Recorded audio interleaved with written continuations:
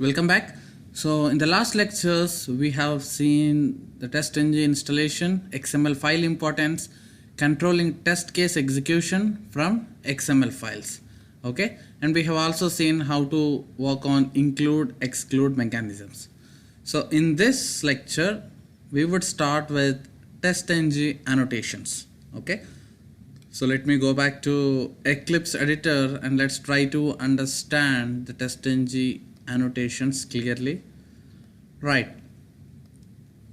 So if you carefully observe your XML file, this is a suite level. In the suite, all these test folders are there. Okay, and these are test folders. This is one test folder and this is another test folder. Right. So now you have a requirement where, so all these are personal loan folder, right? Test tag opens here, test tag closes here. So all this belongs to personal loan test folder. So now you have a requirement like when you automate, you should delete the data which you submitted, okay, first. Like when you run your automation test, you will fill all the data and you submit, right? So again you will use the same data for your next subsequent automation run. So at that time, as data is already present in the system, it will throw an error saying that error data exists. Now, so to overcome this issue, you want to delete all the data from the database before you begin your automation on applying personal loan. Okay, just imagine there is a scenario where every time you need to clean the data before you start executing your automation test cases. Okay, so right now for this test personal loan, we have three classes: day 1, day 2, day 4. Okay, so before these test cases begin their execution, you have to do some prerequisite operation on those test cases. Alright, so you can tell to your TestNg that first clean everything by executing one particular block and then start executing all the test cases which are present in this personal loan. Okay, you could point your, you can redirect your execution to one block which you feel that could be a prerequisite for executing all these personal loan test folder cases, and you can execute that, and thereafter tests will continue and execute based upon the series what you provide. So in this way we have a feature in TestNg where you can prompt and do that prerequisite operation. Okay, so right now 1, 2 and 4, these three are test cases, test class files which have this personal loan, right? Go to any class, whatever you want. Okay, so right now let me choose day 2. So I would write something like this: before test. So that means whatever method you define here, that will execute first before any test belonging to that folder. Okay, so when you say before test test, it will come to XML file and it will treat this entire suite as one test folder, right? This entire test folder is like one test. So when you say before test, so before executing any class files from this test folder, first that particular annotation will be executed. So that's the reason as it starts with the test tag name, and when you say before test, and that will execute first. Okay, so system.out.println, you can write all your database cleaning operations here, or you can delete the data, whatever you can do. Like I will execute first. This is what I am printing. So randomly I am giving this somewhere in day 2. Okay, if I don't provide before annotation and if I run this file TestNg XML file, so they will execute in the order because it's just a test annotation, and whatever order they have, they will execute in that fashion.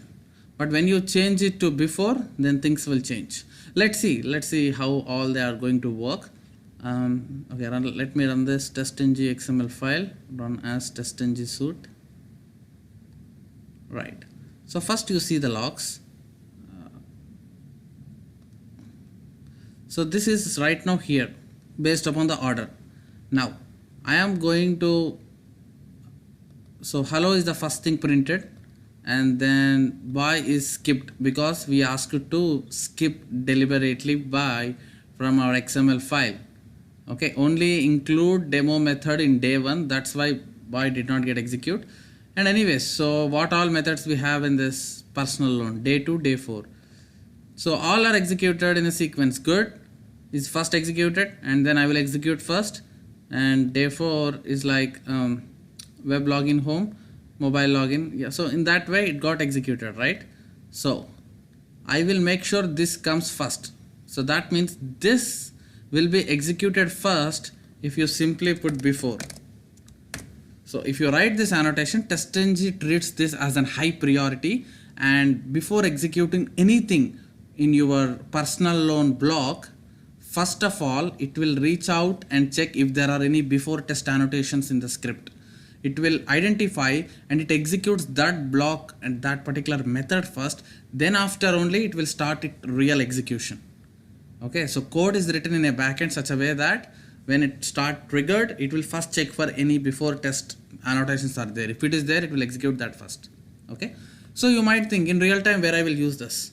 So as I said, if you want to clean up the data, or if you want to delete some records in database before you freshly enroll in a loan application, you could use that code in before test.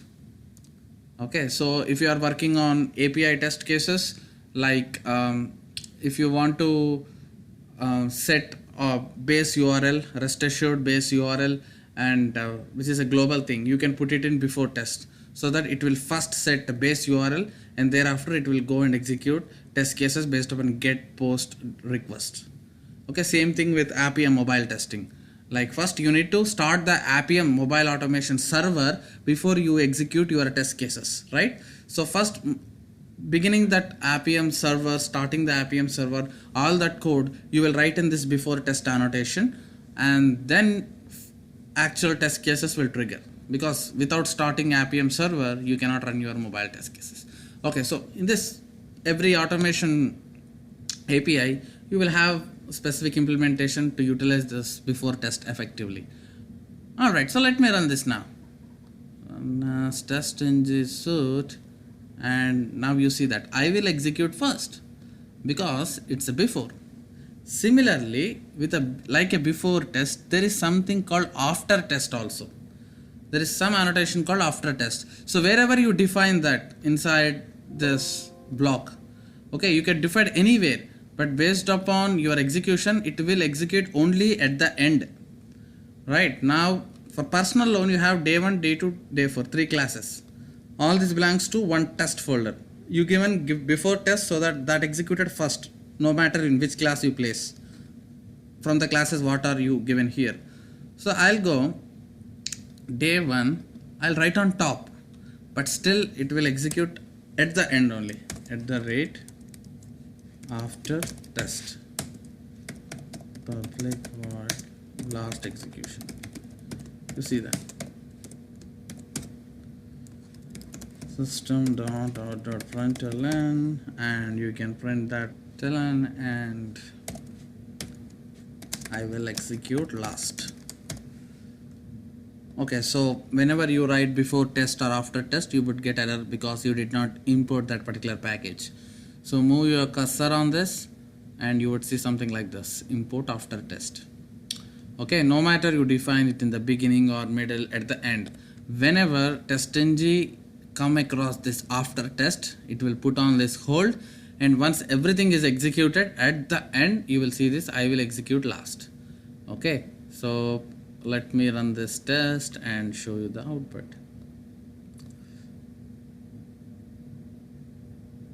Okay, so right now you see here, observe carefully that I will execute last is printed here but not at the end. Why? Any guesses? Because you are saying that after test, okay, so you are saying that execute at the end of this test folder. It's not like whole framework. So wherever you define this, so firstly TestNg will see that, okay, after test is defined here. So this is day 1 class. It will go to TestNg XML file. Where is day 1 class defined? In the loan department, sorry, in the personal loan test folder. Okay, so that means that after test annotation will be executed after all the classes completed in the personal loan department. Okay, it will not wait till car loan. Car loan is again separate module, right? So as after test is defined in day 1, which belongs to this personal loan test folder, so this annotation scope will be only for that personal loan test folder. So it executes once all the test cases are completed in personal loan only, not car loan. Okay, so for that there is another annotation. Okay, before after test belongs to one folder. The scope of that annotation belongs to one folder. Okay, so if you want to execute at the end, no matter how many folders are there, then there is another annotation which I will be talking very soon. Alright, so you can observe that. So day 1, day 2, day 4, right? Day 1 hello is executed, and day 2 if you come, good is executed, and day 4 mobile login home, API login home, web login home, done. Everything is done. At the end it executed, I will execute last. Okay, the scope, just please remember this. So I get a question from students saying, hey, why did not it execute at the end? Because when you say before test, the scope will be only for your test folder. Alright, so that's all about after test and before test. You can use after test if you are using Selenium or Appium. After test annotation will generally use to delete the cookies. Like once execution is done, to stop the process or to delete the cookies or just to read the reports, whatever reason you can use that. In REST APIs you will use after test to close the connections that you made to service calls and all. Okay, so in this way you will work with after test and before test. So in the next lecture we will see 2 more annotations which are before suit and after suit, and there we will understand their importance in executing the order. Okay, thank you.